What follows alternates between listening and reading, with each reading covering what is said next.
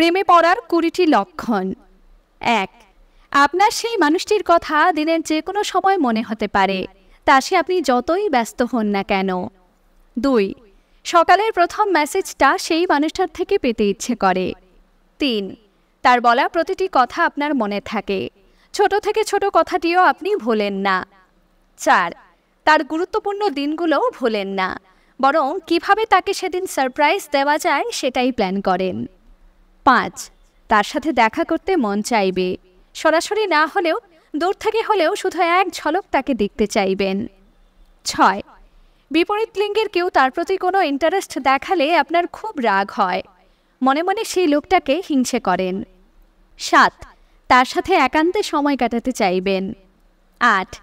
একটু পরপর নিজের ফোন চেক করেন আর তার মেসেজ বা ফোন আসার অপেক্ষায় থাকেন, আর ফোন মেসেজ এলে সাথে সাথে রিপ্লাই করেন। ৯.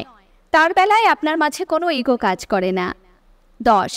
সেই মানুষটাকে অসম্মান করার কথা আপনি স্বপ্নেও ভাবতে পারেন না। ১১. আপনার সামনে হাজার সুন্দরী মেয়ে কিংবা হ্যান্ডসাম ছেলে চলে এলেও সেই মানুষটা আপনার মাথা এবং মন থেকে কিছুতেই বেরোবে না। তার জায়গা ক্ষণিকের জন্য অন্য কেউ নিতে পারে না। ১২. তার কোনো কষ্ট আপনি সহ্য করতে পারেন না। ১৩. তার সাথে ফ্লার্ট করার ইচ্ছে করবে না, গোটা জীবন তার সাথে কাটাতে চাইবেন। ১৪. কোনো কারণে ঝগড়া হয়ে আপনাদের কথাবার্তা বন্ধ থাকলে আপনার মনে খুব কষ্ট হয়। ১৫. একা একা তার কথা মনে করে হাসবেন। ১৬.